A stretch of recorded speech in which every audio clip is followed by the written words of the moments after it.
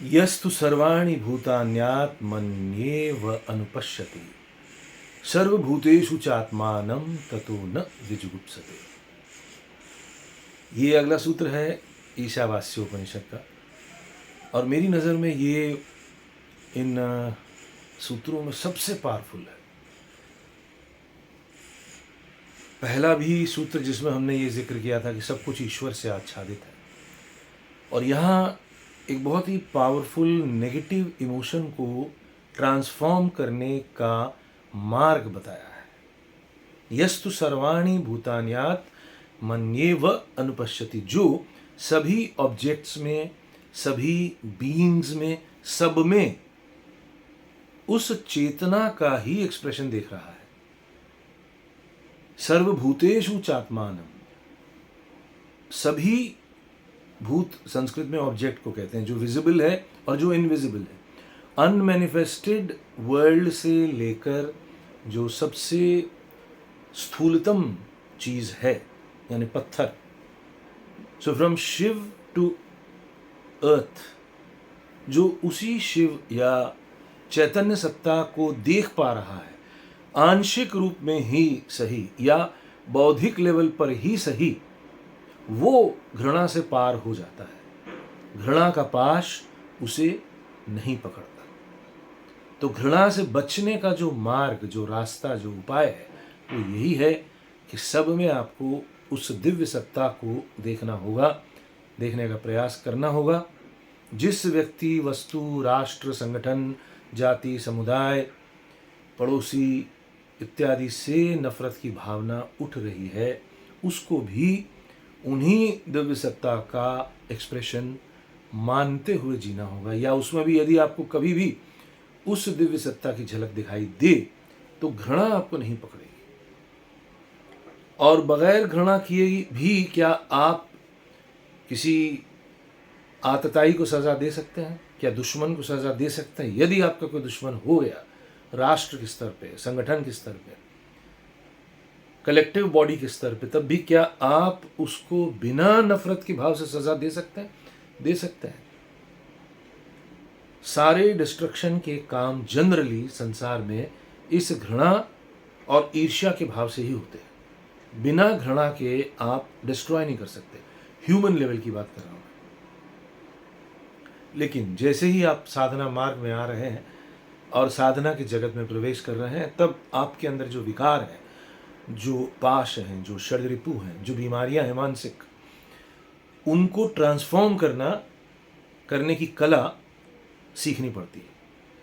तो यहाँ ये जो रास्ता है सेल्फ से कनेक्ट होने का, सेल्फ रियलाइज करने का, यही है रेवोल्यूशनरी रास्ता, यही है सबसे रैडिकल रास्ता। देखिए, हम अगर अपने साधारण जीवन पर एक नज़र दौड़ाएं तो हर कोई व्यक्ति की बात करें पहले, हर व्यक्ति जीना चाहता है प्यार से। कौन चाहता है नफरत? हर कोई खुशी से, प्रेम से किसी भी रिश्ते में एंट्री लेता है, चाहे वो राष्ट्र ही क्यों ना हो, चाहे वो कोई समुदाय ही क्यों ना हो, चाहे वो कोई सोसाइटी ही क्यों ना हो, कोई भी ऑर्गेनाइजेशन भी क्यों ना हो।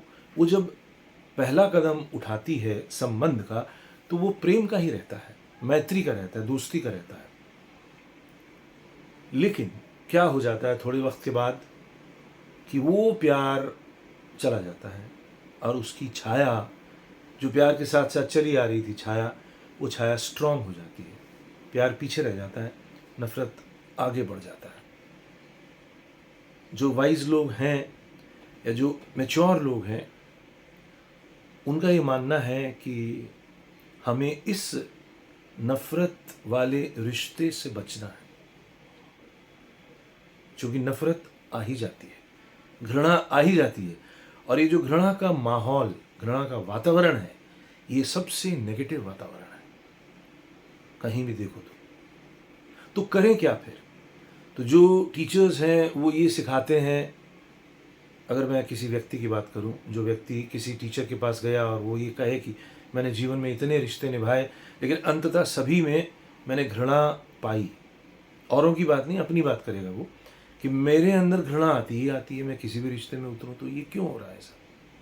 तो है समस्या हम सबके अंदर, है प्रॉब्लम, क्योंकि हम इतने ज़्यादा अटैच होके साधारण जगत में उतरते हैं कि हमें जो हायर डायमेंशन है उसका पता ही नहीं चलता। तो जो हायर लव है, जो अनकंडीशनल लव है, जिसका जिक्र आजकल चारों तरफ भी हो रहा है, साइकोलॉजिस्ट भी आपसे ये कहते हैं, अगर कोई कपल किसी थेरेपी में जाता है तो उसको ये बताया जाता है कि आप जो है अनकंडीशनल लव करिए। आसान नहीं है। अनकंडीशनल लव इसी वजह से हो सकता है जब आप सेल्फ को रियलाइज करें। आपके अंदर जो सेल्फ है, जो विटनेस है हर परसेप्शन का, आपके अंदर से जो भी उठ रहा है उसका जो वॉचमैन है इनवर्डली, वही है सेल्फ। उसका टेस्ट आनंद है। तो जब तक आप उस सेल्फ का टेस्ट नहीं करेंगे तब तक आप विटनेसिंग तरीके से जी नहीं पाएंगे। एक दूरी रखते हुए आप जी नहीं पाएंगे। और जैसे ही आप विटनेस की तरह जिएंगे तो आप अपने मन के आकाश में उमड़ते घुमड़ते सभी विचारों को, भावों को इम्पार्शली देख पाएंगे, उसमें लिप्त नहीं होंगे।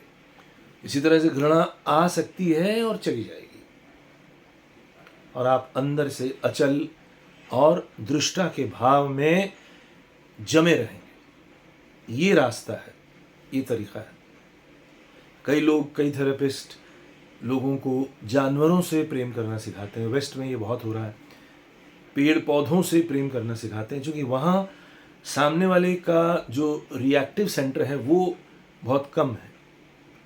तो इसलिए हमें अपनी तरफ से ही प्रेम उंडेलने का पूरा पूरा मौका मिलता है और हम अपने ही प्रेम को धीरे धीरे ज़्यादा बढ़ा सकते हैं, क्योंकि सामने से एक ऑपोजिशन या एक नेगेटिव रिएक्शन कम आएगा। जानवर से थोड़ा आ सकता है, पेड़ पौधों से तो बिल्कुल नहीं आएगा। इसलिए पेड़ पौधों से प्रेम करना, जानवरों से प्रेम करना पहले सिखाया जाता है, फिर मनुष्य से प्रेम करना सिखाया जाता है। बाय एंड लार्ज मनुष्य जाति अभी मनुष्य जाति से, मतलब मनुष्य से अभी प्रेम करने की एक आदर्श स्थिति में नहीं है। हम लोग प्रेम करना नहीं जानते। हम प्यार करते हैं और नफरत करते हैं, और एक रिश्ते से दूसरे रिश्ते में कूद भी जाएं तो भी वहाँ भी यही होगा। फिर प्यार होगा, फिर नफरत होगी, और ये सिलसिला चलता ही रहेगा। आप छोटे बच्चे से प्यार कर सकते हैं थोड़े वक्त के लिए, लेकिन उसके बाद फिर वो एक समय के बाद वही प्यार नफरत में बदल जाएगा, क्योंकि नफरत की जो धारा है वो प्रेम के संग संग चलती है। तो उपाय क्या है? आपको वो जो धारा बह रही है उससे नीचे और गहरी धारा में जाना है। ये है उपाय, ये है मार्ग। क्योंकि हम अभी मन के दायरे में ही जी रहे हैं, मन के दायरे में ही जी रहे हैं, और हमारे पास कोई ऑप्शन नहीं है। ये जो मशीन है ये चलती मन से ही है, और मन का जो पहला लेयर है, पहली धारा है, वो डुअलिटी के साथ चलती है। उसमें द्वैत का भाव है ही है। वो सिस्टमेटिक तरीके से बना है। अगर हम अपने आप को AI माने, आर्टिफिशियली इंटेलिजेंट मशीन माने, तो ये ऐसे ही है, ये प्रोग्राम्ड है, इसमें कोई दो राय है ही नहीं। तो ये डुअलिटी से और सटल वर्ल्ड, जो नॉन डुअल वर्ल्ड है, अद्वैत का जो जगत है, जहाँ केवल आनंद की धारा बहती है, उस धारा को छूना है, उस धारा में डुबकी मारनी है, उस धारा को टेस्ट करना है। अभी मैंने सारी बातें काव्यात्मक तरीके से कही हैं, लेकिन ये यथार्थ रूप से किया जाता है, और यथार्थ तरीके से इसमें कुछ महारत हासिल करनी पड़ती है। आने वाले समय में कुछ तंत्र के बारे में कहूँगा, और तंत्र साधना से हम कैसे अपना विकास कर सकते हैं, कैसे हम अपनी नेगेटिव एनर्जीज को ट्रांसफॉर्म कर सकते हैं, उस पर कुछ डिटेल वे में बोलूँगा। लेकिन यहाँ इस सूत्र से जुड़ी हुई एक बात तंत्र के पॉइंट ऑफ व्यू से कहना चाहूँगा। जब व्यक्ति तंत्र साधना में एंट्री लेता है, सीखता है, तो वो पहला जो भाव है उसका, वो शाक्त का भाव कहलाता है। वो शाक्त साधक कहलाता है। शाक्त साधक का मतलब है वो फुल एनर्जी के साथ और जोश के साथ और एप्लीकेशन ऑफ फोर्स के साथ अपने विकारों को, अपने नेगेटिव एनर्जी को हैंडल करेगा। तरह तरह से इष्ट मंत्र उसका वेपन बन जाता है, उसे इष्ट मंत्र दिया जाता है। इष्ट मंत्र की सहायता से वो अपने अंदर मौजूद तमाम नेगेटिव फोर्सेस को धीरे धीरे वाइप आउट करने का प्रयास करता है। ये प्रयास ही साधना है। उसमें रिजल्ट आए या ना आए इसकी फिक्र नहीं करनी होती, लेकिन प्रयास करना जरूरी है। तो शाक्त की अवस्था वो है जब साधक स्ट्रगलर है। वो अगर घृणा से संघर्ष कर रहा है, जिस व्यक्ति से घृणा है, या तो उससे दूर हो जाओ, हट जाओ, एक मार्ग ये है। अदरवाइज कंटिन्यूसली उसके ऊपर वो इष्ट मंत्र के बम्बार्डमेंट से ये प्रयास करो जानने का या ये परसीव करने का कि सामने वाला भी उसी सेल्फ का ही एक्सप्रेशन है। जैसे मैं उस सेल्फ का एक्सप्रेशन हूँ, ऐसे ही उसी चैतन्य सत्ता का, दिव्य सत्ता का ये भी एक्सप्रेशन है। वो चाहे बहुत बुरा व्यक्ति ही क्यों ना हो, लेकिन भाव ये लेना पड़ेगा। तब आपके अंदर की जो घृणा है वो चैनलाइज हो सकती है या मैनेज हो सकती है। अदरवाइज घृणा नाम का असुर अगर आपको पकड़ लेगा तो आप एक तरह से बीमार ही हो जाएंगे।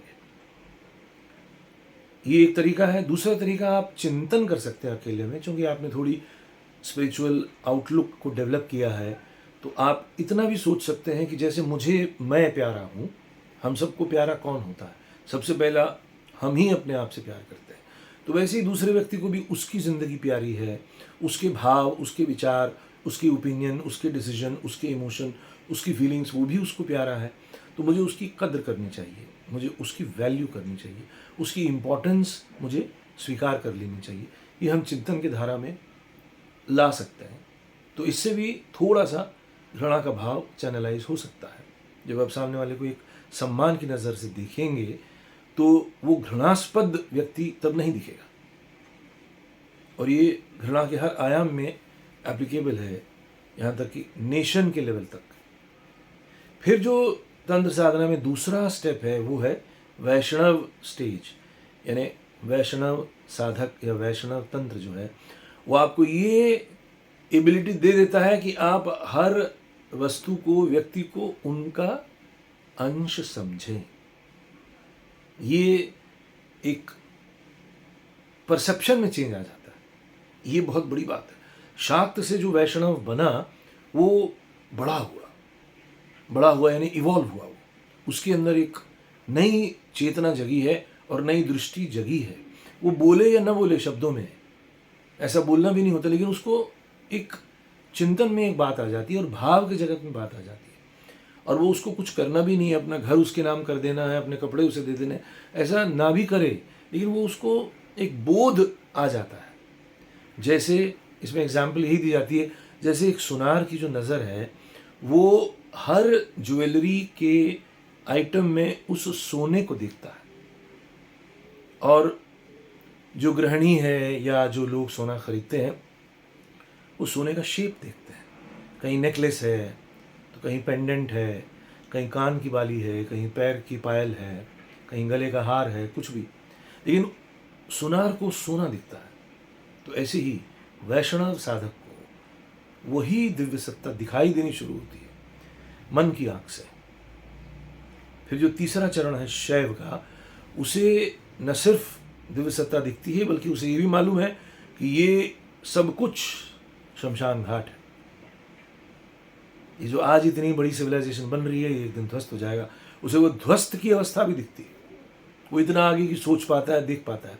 इसीलिए कैसे मरघट में रहना चाहिए, कैसे शमशान घाट में जीना चाहिए, वो उस भाव में रहता है कि थोड़े वक्त के लिए हैं तो अपना भरपूर काम करके चले जाना है और अधिक से अधिक साधना करनी है। शैव साधक 8 से 9 घंटा साधना में बिताता है तो वो संसार से थोड़ा सा अलिप्त ही हो जाता है। खैर उसकी बात अभी नहीं करेंगे हम, लेकिन साधना के मार्ग में लंबा वक्त शाक्त के रूप में बिताया जाता है, क्योंकि वही असली फेज है। उस व्यक्ति का एक पाँव, अभी तो दोनों ही पाँव पूरी तरह से संसार में है और यदा कदा उसे उस दिव्य जगत की झलक मिल जाती है, जिसकी वजह से वो अपने इन विकारों पर थोड़ा सा कंट्रोल और कभी कभी पूरी तरह से ट्रांसफॉर्मेशन वाली स्थिति ला पाता है। तो आज इतना ही। सारांश में ये है कि जितना अधिक हम इस चैतन्य सत्ता को जानेंगे, मानेंगे नहीं, मानना तो बहुत प्राइमरी स्टेज है, जानना पड़ेगा और जानने का प्रयास करना पड़ेगा। जितना जानेंगे, जितना रियलाइज करेंगे, उतना हम अभी इस सूत्र में जिस विकार की बात कही है, घृणा को ट्रांसफॉर्म करेंगे, और जो व्यक्ति घृणा के पार गया उसके जीवन में बहुत बड़ी उपलब्धि आई। ठीक है, आज इतना ही। देखने सुनने के लिए बहुत बहुत धन्यवाद। जिन्होंने मेरा चैनल अभी तक सब्सक्राइब नहीं किया है तो उनसे गुजारिश है कि प्लीज़ करें। देखने सुनने के लिए बहुत बहुत धन्यवाद। नमस्कार।